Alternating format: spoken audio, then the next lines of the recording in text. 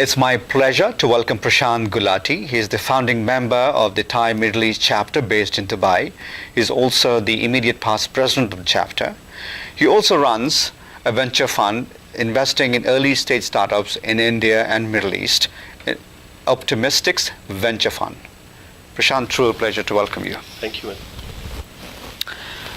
Let me ask you the Thai question first, since you have been involved with Thai for so many years. You've been a regular fixture here at TiEcon for so many years. Thai's role in developing the chapter in Dubai. Your take on it? Thai is a network, and which means that the network learns from itself. And I dare say that Thai, as a network, has given a lot to the Thai Dubai chapter. You know, when we started the chapter, we expected it to become something like any one of the other chapters, and we'll take like kind of learnings from, say, the Silicon Valley chapter. Maybe it'll be like a franchise that, you know, like a McDonald's franchise, which tells you everything that you need to do. But over time, we realized that there are certain things we did differently from them, or we had to do differently from everybody else. So we learned new things ourselves. We took things from the other chapters, the good practices from other chapters, and what surprised me and what really helped us was the fact that there were so many learnings from so many other chapters. Like, for example, what's happening at Thai Entrepreneurship Summit today. It is completely, you know, beyond anybody's expectations. The quality that's coming up, the kind of entrepreneurs they come in, and the work that the chapters there are doing, which can be used by other chapters, is good. So to answer your question, the network has given a lot to us, and I think it just keeps giving. And it's for us to actually not only contribute to the network and tell them what we are doing, so that other chapters can learn from it. You know, the audience is pretty much well aware that we are now in 56 chapters, 14 countries around the world. So it's a not-for-profit, non-political, non-religious organization. But Middle East is a very interesting geography, because the ecosystem that we all thrive in Silicon Valley, and then going to other parts of the world, including Israel and Ireland and India, the Middle East is different. So it will be interesting to learn from you how that culture, or rather how Thai's philosophy could be assimilated in the local culture and then inspire entrepreneurs there. But if you look around, and if people who have really visited the Middle East and not looked at the articles that get published, you'd find that the society there is extremely cosmopolitan, especially in Dubai where we're based. You know, 150 odd nationalities live there together. So if you look at it from that perspective, I think it ties in completely with the Thai ethos. On top of it, you have the Middle East with one of the youngest populations. The penetration of internet is increasing very substantially and very quickly. And this is allowing a lot of people to do things which were unheard of or unimaginable a few years ago. And just by that, we are in a position to actually do a lot for the younger community, for the entrepreneurial community there. And that is the reason why I feel Thai is actually very rightly placed to be there in the Middle East. So let me then ask you, since you've worked with people here, you know the ecosystem really well, what are these differences which are very apparent in terms of the grooming of entrepreneurs? Because here, like I said earlier, it's a well-established ecosystem. It is not so much outside of Silicon Valley and US. So it's good to learn from you when you're investing with entrepreneurs. What are the apparent differences? And to the second part of the question is, what do you personally look for when you invest in entrepreneurs, because you're working in different geographies? You know, as I said earlier, you're absolutely right. Every ecosystem, if you take the 57 actually chapters, we got the 57 chapter recently. With the 57 chapters, I think each of them have to look for their own value adds in the ecosystem, or their contributions to building the ecosystem. And Middle East is no different. So there are a lot of things that we found were different from what is called the Silicon Valley model of the ecosystem. First of all, the educational institutions there are far younger than what they're here. And a lot of those institutions are not exactly as deep in terms or variety of subjects offered and kind of work or study that the people can do in that area. Now, keeping that in mind, you realize that it is not exactly the cradle for research and development and IP generation. On the other hand, you know, it's a matter of looking at it from an opportunity perspective. It is a great opportunity because we mean we can do almost anything. We're starting from scratch. It's like having a clean slate which we can actually write whatever on. So this young population clubbed together with the opportunity that exists, plus a pretty substantial size of the market, actually makes it into a very, very, I would say, rich soil for entrepreneurship to grow.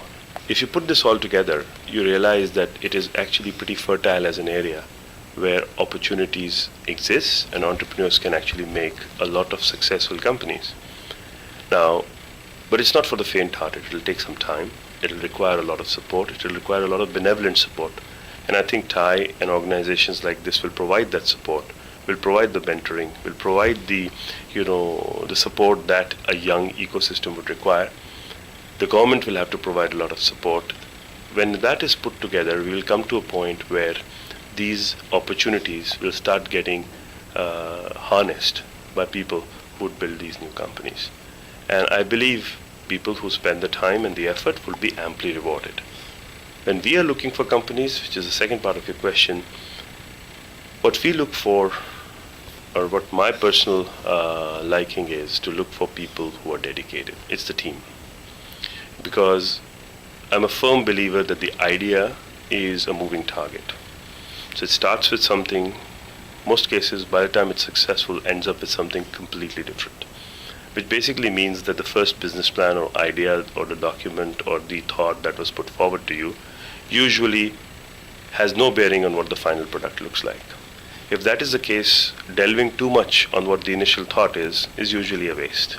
So keeping that in mind, I think it makes more sense for us to actually look at people who are passionate about the area they want to work in, have gone to a point of committing and being ready and saying that, okay, this is what we want to do, and we want to spend the next year, 2, 3 on this idea or till it becomes successful. So if I can find the right team, I would usually invest in it. And since our area of investment is very early stage, it's perfectly fine to have an idea which is not exactly fully gelled yet, or there are a lot of places where we actually bring in a lot of value to help them gel the idea or to kind of spec the product. And that is where the value is, besides the money part of it. So that's what we look for. So in terms of funding, you say you look for really early stage startups. The question then becomes, especially in countries like India, and I'm assuming in places like Dubai as well, that because of the lack of mature ecosystem, entrepreneurs are not tuned to accept money with a willingness to share the bounty, if I may use for the lack of a better term. So what investors do then is they go and look for investments into late stage, just before the exits. So how does your model fit into it, and how are you doing it better? See, I don't think the ecosystem is mature enough to actually have a full pipeline of all kinds of deals.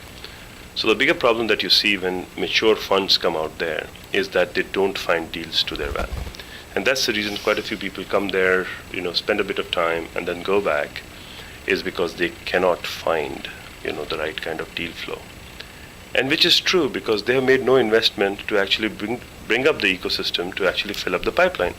So it's a chicken and the egg story. If you don't match both, how the hell do you expect, this to fill up?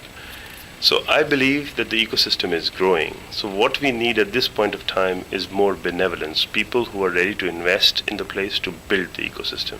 So the commitment comes on the other side. It's not an ROI issue. It's an investment issue to build something bigger for tomorrow. And that is why I always say, people who would wait and who would actually have the patience to build it will be rewarded substantially.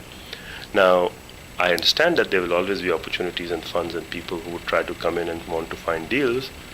So deals are less, so those deals get pursued and usually get closed pretty quickly, which is perfectly fine.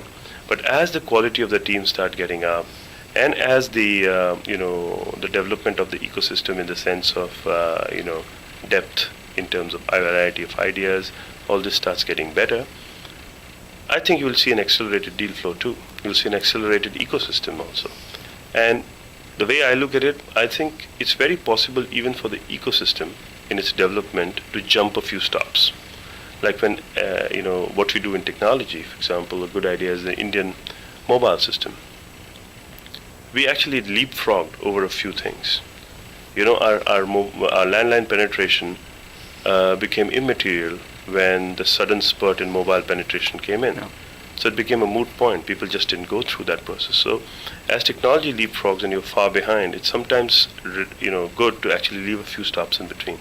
And I think that is exactly what will happen in the ecosystem. There are a lot of things which the new ecosystems will not require to do because they've already been, case studies and, track records of things which have been done to actually not needing to go through those steps.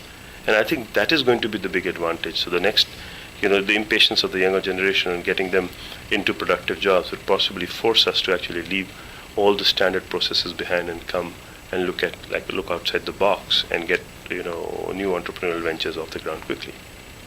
Prashant, it's been a pleasure. Thank you. Thank you very much.